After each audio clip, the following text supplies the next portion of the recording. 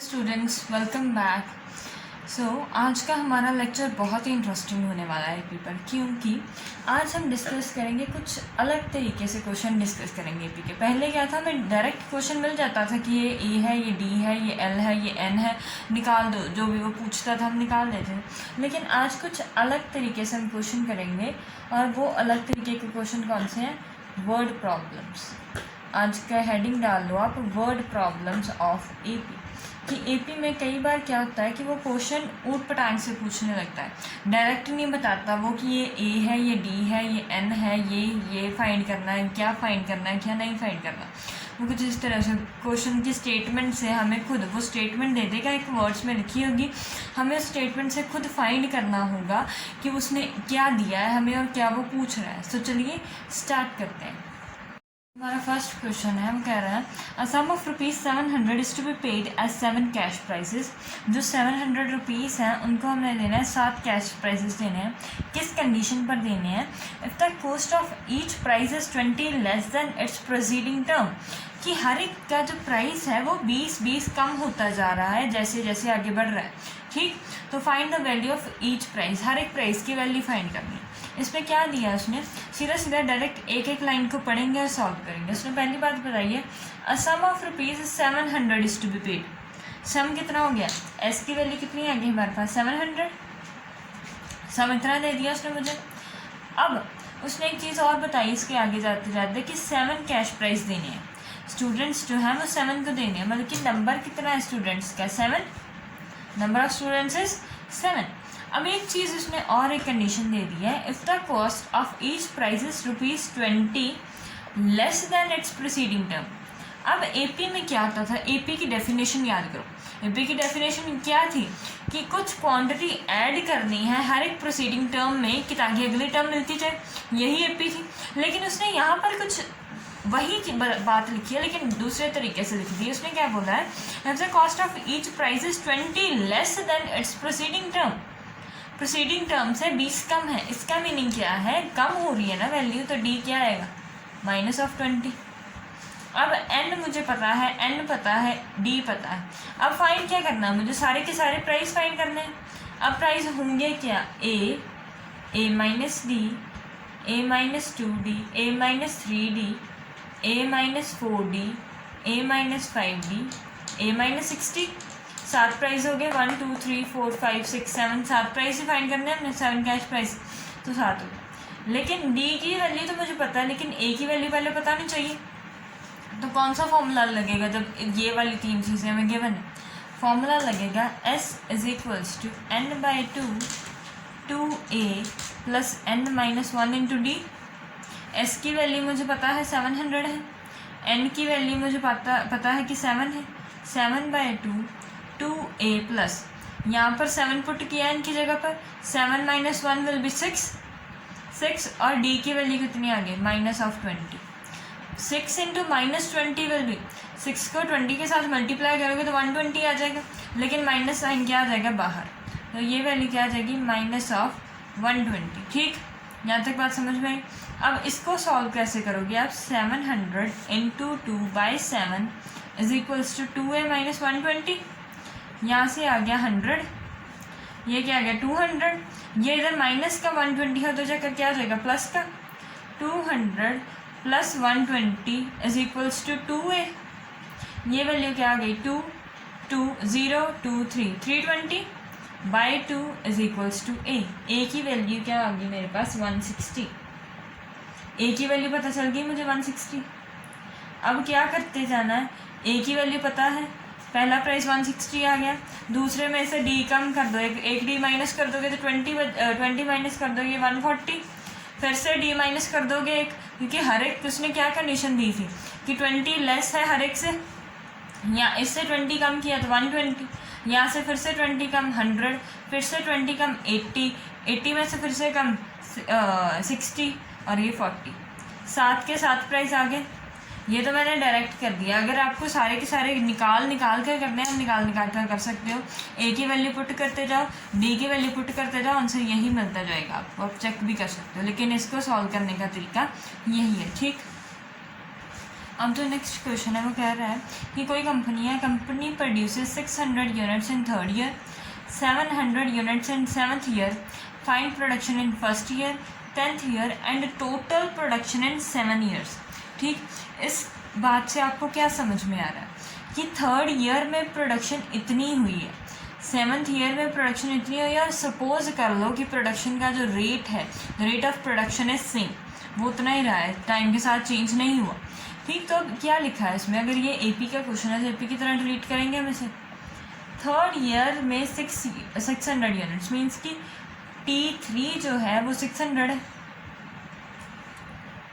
ठीक, अब दूसरी बात, उसने कहा कि 7th ईयर में 700 है, मीन्स कि जैसे हम कहते थे कि 7th term is 700, third term is 600, तो यही लिखेंगे हम। वैसे ही अब ये है कि 600 unit in third year, 700 units in 7th year, तो चीज़ वही है। अब 7th term T7 is equals to 700। अब यहाँ पर हमने पिछली क्लास में एक छोटी सी ट्रिक याद की थी, अगर यहाँ पर T3 आएगा तो इसकी वैल्यू क्या आ जाएगी, a + 2d is equals to 600। T7 की जगह पर क्या आ जाएगा, a + 6d is equals to 700। अगर नहीं पता ये ट्रिक, अगर आपको नहीं पता तो आप ये वाला फॉर्मूला लगा दो, a + n - 1d, तो यही वाला रिजल्ट आ जाएगा। n की वैल्यू 3 पुट करोगे, 3 में से 1 माइनस कर दोगे, 2 आ जाएगा, और यहाँ पर लिख दोगे आप 2। ठीक, अब ये आ गई एक इक्वेशन, ये बन गई मेरे पास, दूसरी इक्वेशन मेरे पास ये बन गई। लिख लो a + 6d is equals to 700, a - 2d is equals to 600। दोनों को कर दो subtract, 8d is equals to 100 आ गया। 8d की वैल्यू मेरे पास कितनी आ, सॉरी 8d की वैल्यू मेरे पास आ गई 100। अब यहाँ से d की वैल्यू निकल जाएगी मेरे पास, a + 2d है, सॉरी ये माइनस आया, ये माइनस होगा, ये 4d आएगा, क्योंकि a + 2d था ना, 4d आ गया। d की वैल्यू कितनी आ गई मेरे पास, 100/4, 100/4 कितना होता है, 25। इसकी वैल्यू इस इक्वेशन में पुट कर दो d की वैल्यू, तो ये क्या आएगा, a + 2d is equals to 600, a is equals to 600 minus of 2d, 2d क्या हो जाएगा, 2 × 25 दैट विल बी 50, तो a की वैल्यू मेरे पास कितनी आ गई, 550। ये बात समझ में आ गई। अब मेरे पास d की वैल्यू भी आ गई है और a की वैल्यू भी आ गई है। पूछा क्या उसने, production and first year, first year में प्रोडक्शन, फर्स्ट टर्म पूछी है उसने डायरेक्टली, वो क्या पूछ रहा है, फर्स्ट टर्म पूछ रहा है, तो फर्स्ट टर्म क्या होती है, a होती है ना, तो ये आ गई 550। ठीक, ये बात समझ में। अब दूसरी चीज़ वो पूछ रहा है production in 10th year, means कि T10 पूछ रहा है वो, T10 10th टर्म कौन सी है, 10th टर्म क्या आएगी, हमने फॉर्मूला क्या याद किया है, a + 9d हो जाएगा। जब यहाँ पर n की वैल्यू 10 पुट करोगे, n - 1 will be 10 - 1 will be 9, तो ये क्या आ जाएगा, a + 9d, a की वैल्यू रख दो 550, 9d की वैल्यू रख दो 25, इन दोनों को ऐड करोगे तो आपके पास वैल्यू आ जाएगी 7775।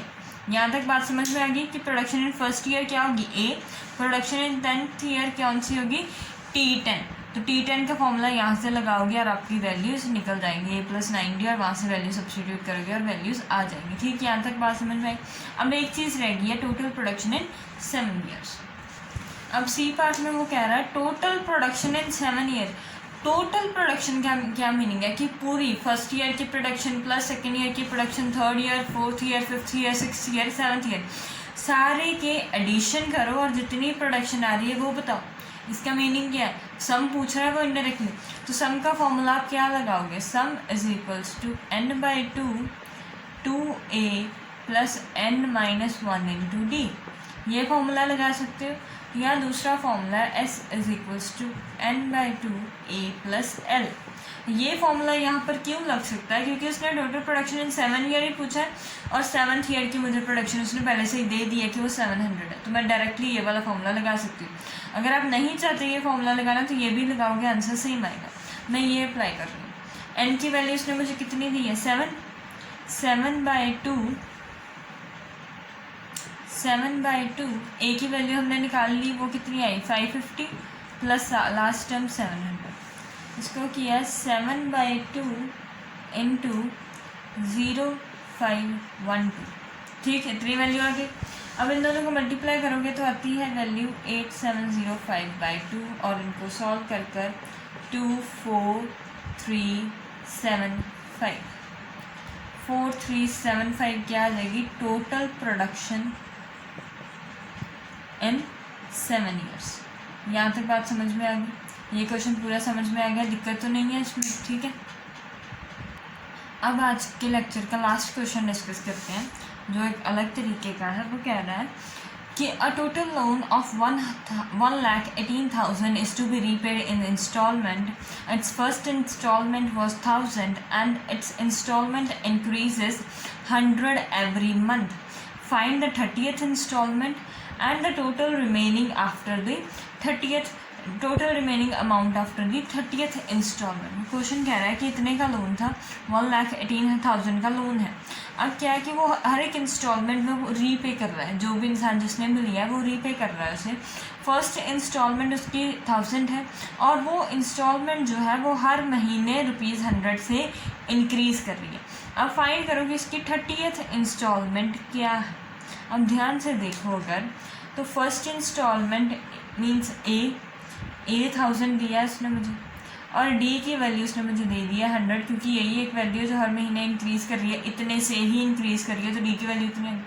अब उसने पूछा 30th इंस्टॉलमेंट मीन्स T30 पूछा उसने मुझसे। T30 will be A + 29D, या आप कह लो कि A + n-1 30 - 1D, वो ये चीज़ 29D बन जाएगा, ठीक। अब ए की वैल्यू कितनी आएगी, मैंने पुट कर दी 1000 + 29 × 100, वो 2900 हो जाएगा। इन दोनों को ऐड करोगे, मल्टीप्लाई करोगे तो ये चीज़ बन जाएगी। इन दोनों को ऐड करोगे तो 3900। ये बात तो इजी थी और ये हमने कर ली सॉल्व। अब दूसरी बात ध्यान से समझते हैं। दूसरा उसने क्या बोला है, दूसरा उसने पूछा है total remaining amount after 30th instalment, कि 30th इंस्टॉलमेंट के बाद कितनी अमाउंट अभी भी बची है जो उसने पे कर दी। अब यहाँ पर क्या करूँगा, पूरी की पूरी जो भी उसने फर्स्ट ईयर से लेकर 30th फर्स्ट इंस्टॉलमेंट से लेकर 30th इंस्टॉलमेंट तक पे किया है उसको ऐड करोगे पहले, फिर ही तो टोटल में से माइनस करोगे तो तभी तो रिमेनिंग आएगी, क्योंकि जब एक ही यही इंस्टॉलमेंट थोड़ी आप काउंट करोगे। उसने कहा कि टोटल रिमेनिंग फाइंड करो। टोटल रिमेनिंग कब आएगी, जब आपको ये पता होगा कि टोटल उसने दी कितनी है। अब ये तो सिर्फ 30th इंस्टॉलमेंट में दी है ना, टोटल कितनी दी है, तो वो कैसे आएगा, sum of the 30 terms. Sum of 30 terms will be n/2 2a + n-1d, या n/2 a + l, कोई भी एक फॉर्मूला लगा दो। हमें जब l मालूम है तो हम इजी वाला फॉर्मूला ही लगाएंगे, तो वो फॉर्मूला लगा लेते हैं। अब लिखो n कितना है 30/2, a की वैल्यू है 1000 प्लस l की वैल्यू उसने लास्ट टर्म 30th टर्म कितनी है मेरे पास, इतनी, तो ये हो गई l की वैल्यू आ गई मेरे पास। इन दोनों का जब आप सॉल्व करोगे, इन दोनों का कर दिया प्लस, तो ये कितनी वैल्यू आ जाएगी 4900। 49 को इसके साथ मल्टीप्लाई किया 3 9 27 12 13 14, ये वैल्यू आ गई 147,000/2। यहाँ से वैल्यू आ गई मेरे पास, इन दोनों को डिवाइड करके मेरे पास इतनी वैल्यू आ गई, ठीक। अब ये क्या सम है, ये सम है कि जितना मैंने पे कर दिया, लेकिन उसने पूछा क्या है रिमेनिंग अमाउंट। तो रिमेनिंग अमाउंट कैसे आएगा, रिमेनिंग अमाउंट विल बी 1,18,000 - 73500, ये वैल्यू आती है आपके पास 44500, ठीक। समझ आया कि मैंने कैसे सॉल्व किया। बस आपने इसी तरीके से वर्ड प्रॉब्लम्स को हैंडल करना है। मैंने 3 क्वेश्चन लिए हैं, तीनों अलग अलग तरीके के लिए, ताकि आपको कोई प्रॉब्लम ना आए किसी भी तरह के क्वेश्चन में, ठीक है। I hope you like the video, please subscribe my channel.